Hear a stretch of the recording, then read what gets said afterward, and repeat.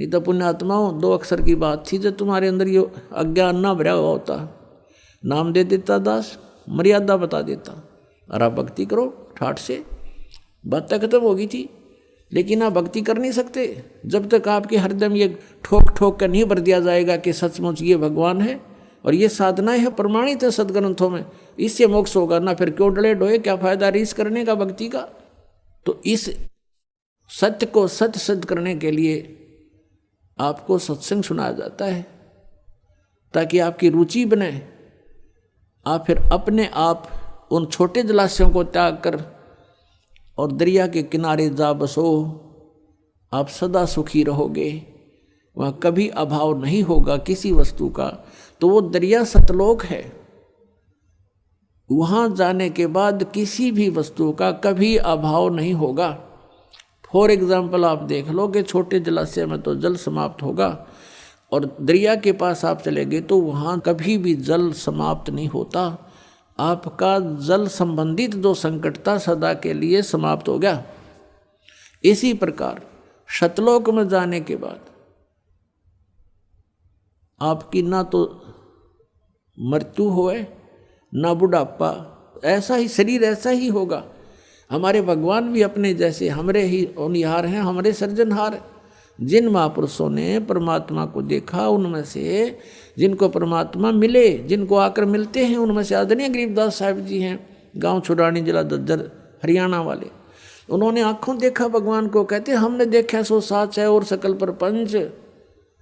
तो उन्होंने क्या बताया, हमरे ही होनहार हैं, हमरे सृजनहार। कबीर परमेश्वर के बारे में बता के हमारे होनहार हैं, हमारे जैसी शकल के हैं हमारे भगवान। और चारों वेद बतावें कि मनुष्यवत अग्नि, मनुष्यवत शंभु, नरवत प्रभु, मनुष्य के तुल्य है, मनुष्य जैसा है, मनुष्य दृश्य है।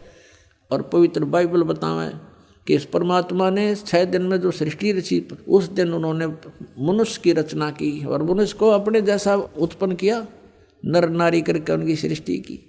सभी सदग्रंथ बताते हैं परमात्मा साकार है, नर आकार है। और आज तक हमें परमात्मा की परिभाषा ही विपरीत बता रखी थी। जो भगवान नहीं थे, समर्थ नहीं थे, उनको समर्थ बता रखा था। परमात्मा को निराकार बता रखा है। और कुछ ये संत पंथ हैं जो सतलोक और सचखंड की महिमा गाते हैं, ये बताते हैं सतलोक में तो प्रकाश ही प्रकाश है, वहाँ तो नूर ही नूर है। आत्मा सतलोक में जाके ऐसे परमेश्वर में समा जाती है जैसे बूंद समुद्र में। कोई थ्योरी है इनकी। फिर क्यों डले डोरे, जो वहाँ डूब के मरना है, समुद्र में गिरना और उसमें मिल जाना तो अपनी मौत मोल लेनी है। तो हमारी क्या इच्छा बढ़ेगी, चलो कोई कहे चलो मोक्ष होगा, समुद्र में डांक मारो, कोई बात हुई है। तो सतलोक में सृष्टि है, ऐसी ही सृष्टि है। सब बाग बगीचे, सब फल फ्रूट सदाबहार हैं, लेकिन वो बहुत सुंदर और बहुत स्वादिष्ट। वो कभी वहाँ पतझड़ नहीं आती, कभी गर्मी नहीं होती, ना सर्दी होती, बसंत जैसा मौसम रहता है। और कोई भी वहाँ वर्द नहीं होता, सदा युवा रहते हैं। वो ऐसा शरीर है, उसमें राग द्वेष नहीं होता। वहाँ ऐसी व्यवस्था है कि वहाँ किसी प्रकार का भी कोई बंटवारा नहीं है। और सभ्य लोग हैं, हंस व्यक्ति हैं, वहाँ पर हंस आत्मा है, वो एक दूसरे को दुखी नहीं कर सकते, भगवान से डरने वाले हैं। और सबको कोई अभाव ही नहीं है। जैसे आप यहाँ आ रहे हो, एक रिहर्सल आपके लिए कि ऐसा है वो सतलोक। ये तो पृथ्वी लोक के ऊपर एक हम चाहते हुए भी पूरा सुविधा नहीं बना पा रहे हैं, लेकिन ऐसा है जैसे ये बरवाला आश्रम है, आप इसमें आ गए हो, आप परमात्मा के बच्चे हो, ये दास नौकर है उस परम पिता का। और आपके लिए उसने जो भी हमें दिया है, उसके लिए हम आपकी हर सुविधा का ख्याल रखते हैं, ध्यान रखते हैं कि परमात्मा के बच्चों को कोई दिक्कत ना हो। तो यहाँ आपको बिछे बिछाए मैट मिल रहे, बना बनाया भोजन, सर्दी है रजाई तैयार करवा रखी। तो यहाँ आने के बाद अगर आप फिर भी कोई किसी बात पर बकवाद करते हो, तो यहाँ ऐसे क्यों बैठ गया, तूने ऐसा क्यों कर दिया, तो वहाँ से ऐसे उठा लाया, तो इस तरह की तो ये तुम्हारी अपनी नेचर है, जो तुम कहीं भी जालो उड़ाइए बकवाद करोगे ही करोगे। नहीं तो यहाँ कोई आपस में द्वेष करने का गुंजाइश नहीं है। एक जैसा सबको आहार मिलता है, एक जैसा बिछौना मिलता है। और फिर भी कोई कहता है वो फिर बकवाद अपनी है। मान ले आप अपना बेड लगा रखे, आपका बिस्तर है, और किसी का अनजान अपने में पैर भी टिक गया, तो एक तो न्यों कहे प्राण मर ले, तने क्या कर दिया, एक न्यों कहे भाई ध्यान करियो, देख थोड़े गंदे पैर थे, मेरा कप खराब हो गया, और वो भी न्यों कहती गलती होगी। तो यहाँ एक तो ये तो हंस आत्मा होती हैं जो थोड़े बहुत कष्ट को भी सहन कर लें, दूसरे ने दुखी ना करें।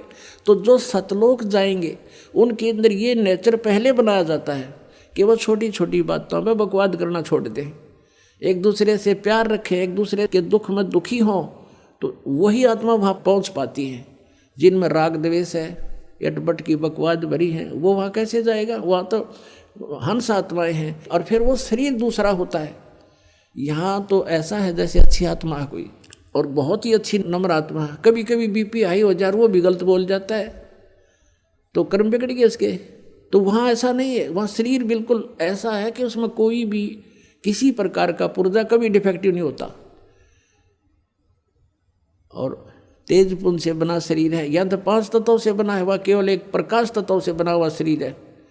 अपना आत्मा हमारे समझ में नहीं आती, क्योंकि हम परमात्मा की परिभाषा से बिल्कुल अपरिचित हैं।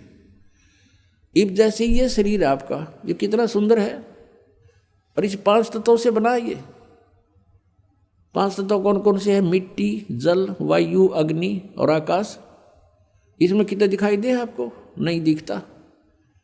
और किस तरह उसी पदार्थ को किस तरह घुमा फिरा के शरीर बनवाया मालिक ने, उसका किस तरह उन सब को एकत्रित करके और किस तरह फैक्ट्री में डालकर कैसे बनवा दिया।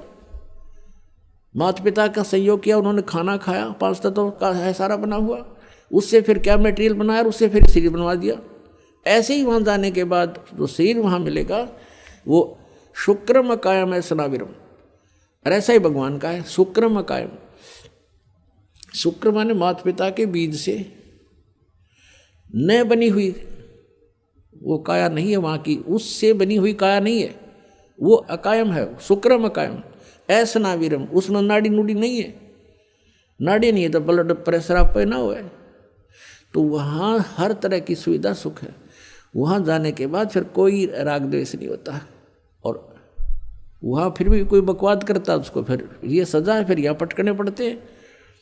तो अब हम वहाँ जाने के बाद गलती नहीं कर सकते। जैसे कई भक्तों के मन में ये आ जाती है, नए नए जो आते हैं शंकाएं पैदा करते हैं कि यदि हम वहाँ चले गए जहाँ से हम आए हैं, और उनको ये भी मालूम हो गया कि हम क्यों आए हैं, क्योंकि वहाँ हमने भगवान से आस्था उठा के एक इस काल में लगा ली थी, तो हम इसके साथ आ गए। तो वो कहते हैं कि यदि हमारे वहाँ जाने के बाद फिर यह समस्या होगी, हमसे कोई गलती होगी, तो हम फिर वापस आ जाएंगे। बिल्कुल आ जाओगे, लेकिन वहाँ जाने के बाद आप फिर गलती कर नहीं सकते। क्यों नहीं कर सकते? क्योंकि आप यहाँ के कष्टों से परिचित रहोगे। अब जैसे कोई व्यक्ति जा रहा है रास्ते में, और आगे उसने देखा कि उस रास्ते में तो बहुत भयंकर गड्ढे हैं, जंगल है, वन है, और वहाँ चोर उचक्के लोग रहते हैं, सभ्य व्यक्ति नहीं हैं, और किसी कारण से गलती से उस रास्ते कभी चला गया, उसने वो भी कष्ट उठाने पड़े, वो गड्ढों में से भी गाड़ी निकाली, आगे चोर उचक्के मिल गए, उनको पीटा भी, उनका धन भी लूट लिया, सभ्य व्यवहार भी नहीं किया। क्या वो व्यक्ति उस रास्ते फिर जा सकते भूल कर? सपने में भी ना जा सकते। तो हम वहाँ जाने के बाद ऐसा समझ जाएंगे कि वहाँ कैसे लोग हैं और कैसा लोग है वो, हम सपने में भी ना हो यहाँ पर। और वहाँ गलती होगी ही नहीं, क्योंकि हम परिचित हो गए किन गलतियों के कारण हमने ये सजा मिली। तो प्रसंग चल रहा है कि हम सतलोक में जाएंगे जब हमें उस परम अक्षर ब्रह्म रूपी दरिया का पता लग जाएगा, तो यहाँ कोई नहीं रहेगा। फिर एक समस्या और आती है, जो तत्व ज्ञानहीन व्यक्ति हैं वो कहते हैं, जैसे हमारे भक्त पहले दास के साथ भी ऐसे बीता समझाया करते थे, किसी को, अपने मित्र को, रिश्तेदार को समझाने की चेष्टा करते थे, तो वो ये प्रश्न करते थे कि एक बात बता, यदि हम सभी यहाँ से चले गए सतलोक में, तो पृथ्वी पर कौन रहेगा? बताओ, इतनी बुद्धि फेट हो रही है, ये पृथ्वी ने फूकेंगे हम, ये 9 ग्रह धक्के खान लग रहे, खाली पड़ेगी अभी हटने जा, पत्थर धक्के खाता। हमने के ठेका ले रखा है यहाँ जन्मने और मरने का, बिरान माटी करवाने का। जिनकी वृत्ति ही ऐसी है तो उसको तत्व ज्ञान तक पहुँचाने में समय लगता है। उस परमात्मा तक इसकी बुद्धि उठाने में कितना करेन भी फेल हो जाए, करेन भी ऐसी ऐसी बुद्धि गाड़ दी जमीन में काल ने हमारी। तो इस गड़ी हुई बुद्धि को गड्ढे में डाल रखी, इस बुद्धि को अज्ञान के कारण, अब इसको ऊपर उठाना तो इतना दास का प्रयत्न हो रहा है। इस सदग्रंथ समझाना, तत्व ज्ञान से परिचित करवाना, जब जाके ये थोड़ा सा ऊपर को उछलने लगती है। इतनी कंडम करके डाल रखे न ज्ञानी ऋषि में ऋषियों ने भट्ठा बैठा रखा है इस मानव का। परमात्मा स्वयं आते हैं, इनके अज्ञान के कारण हम उनको पहचान नहीं पाते हैं, और जिस कारण से आज तक हम भटक रहे हैं। यहाँ कोई प्राणी सुखी नहीं है। सुखी है तो बता दो मुझे, आज कोई पृथ्वी पर हो तो। और आज सुखी है तो कल बिजली गिर जा। जैसे राजा महाराज राज्य देखे, मंत्री मुख्यमंत्री प्रधानमंत्री एक करिश्मे और ख़त्म हो जाते हैं, सारे सुख मान ले उनके पास थे। संसार जिनको सुख मानता है वैसे तो सुखी नहीं होते, फिर भी हम जिस सुख को सुख मान रहे हैं वो सुख भी ना रहा उनके पास। तो यहाँ कौन सुखी हो सकता है और कौन रह सकता है? तो ऐसे लोक में हम रह रहे हैं। तो हमें पता ही नहीं था अभी तक हमने के को और भी कहीं स्थान है।